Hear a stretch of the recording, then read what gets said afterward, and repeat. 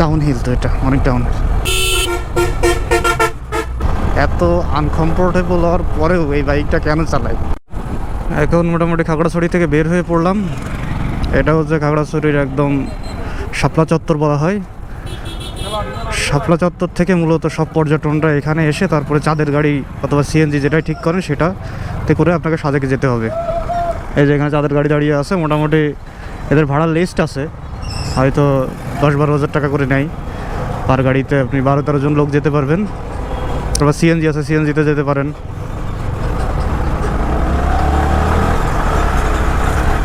তো আসতেছে না, দূরে পাহাড়ের নিচ দিয়ে মেঘ দেখতে পারতেছি, মানে অলরেডি আমরা মেঘের উপরে উঠে গেছি।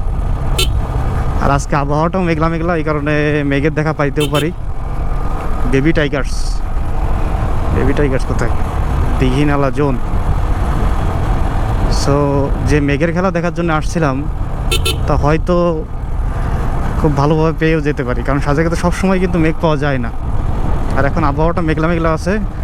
আমি চাই যে পুরোপুরি বৃষ্টি না হোক। বাবা, ডাউন হিল তো, এটা অনেক ডাউন।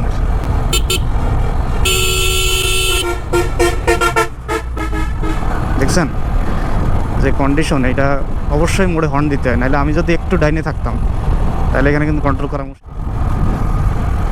দেখছেন এই যে পাহাড়িদের কত কষ্ট, পাহাড়ের নিচ থেকে এরকম পানি নিয়ে নিয়ে উঠতে হয় মাথায় করে। আমরা তো ঘরের বাইরে থেকে ঘর পর্যন্ত জল নিতে, যে অবস্থা খারাপ।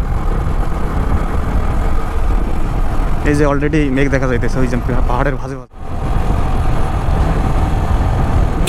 চাই যে আরও বেশি মেঘ হোক, কিন্তু বৃষ্টি না হোক। বৃষ্টি হইলে তো বাইরে বেরোনোই সমস্যা, অথবা টুরি মাটি হয়ে যাবে। এই কারণে মেঘ হোক যত পারো, কিন্তু বৃষ্টি না হোক। আবার আপিল। তবে R15 আসলে একটা বাইক, এত আনকমফোর্টেবল হওয়ার পরেও এই বাইকটা কেন চালাই, এই পাওয়ারের কারণে। মানে এরকম নর্মাল আপিল, টুকটাক আপিল ও 4 গিয়ারে হ্যান্ডেল করে ফেলতে পারে, যেটা অন্য কোনো বাইক হলে মনে হয় পারতো না, মানে 150 সিসি সেগমেন্টে আর কি। তারপরেও সাথে আমার প্লিয়ন আছে, 10 কেজি ওজনের একটা ব্যাগ আছে, এক্সট্রা ওয়েট 10 কেজি মতো তো আছেই। বিরাট খাদ। আমি ক্যামেরায় আসলে কিছুই দেখা যায় না, ঠিক আছে। রাস্তার দুই পাশে যে খাদ বড় বড়, এখানে কোনো মতো পড়লে খুঁজে পাওয়ার কোনো পসিবিলিটি নাই। তবে অবশ্যই রাস্তার দিকে কনসেন্ট্রেশন রাখতে হবে, মানে বেশি উপভোগ করার সুযোগ নাই এখানে, বুঝছেন।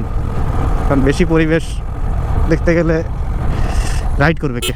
তবে এই যে গ্লাসগুলা, লুকিং গ্লাসগুলো আসলে অনেক উপকারী, এগুলো থাকলে অনেক ভালো হয়।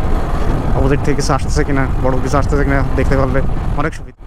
অলরেডি দীঘিনালা বাজারে চলে আসছি, কিন্তু এত পরিমাণ মেঘ হয়েছে যে দেখে মনে হইতেছে যে একটু পরে এমন বৃষ্টি নামবে পুরো ডুবাই ফেলাবে, পুরো অন্ধকার হয়ে গেছে সব জায়গা। দীঘিনালা বাজার তো ভালো বাজারই বাবা। হোটেল টংঘর, সাজেক মাহিন্দ্রা কাউন্টার। তার মানে এখান থেকে আপনি দীঘিনালা থেকেও যেতে পারবেন, মাহিন্দ্রা অথবা চাঁদের গাড়ি নিয়ে দীঘিনালা থেকেও যাওয়া পসিবল সাজেকে। দীঘিনালা পর্যন্ত বাস গেল, ডান দিকে সাজেক রোড, ওই যে এরো চিহ্ন দেওয়া আছে সাজেক। এত লোক বাবা,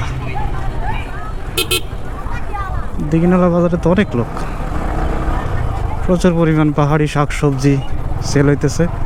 এখানে সব মহিলারাই সেল করে বাবা। আমরা আসছে, বৃষ্টি তো শুরু হয়ে গেছে, তো দাঁড়াইতেই। হাই হুট করে বৃষ্টি হয়ে যায়, মানে কালো মেঘ হয়ে হুট করে বৃষ্টি শুরু। তো একটা জায়গায় দাঁড়ানো ছাড়া কোনো উপায় নেই।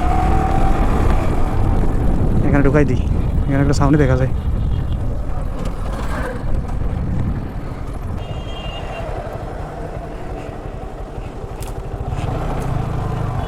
বাইক সহ ঢুকাই দিব।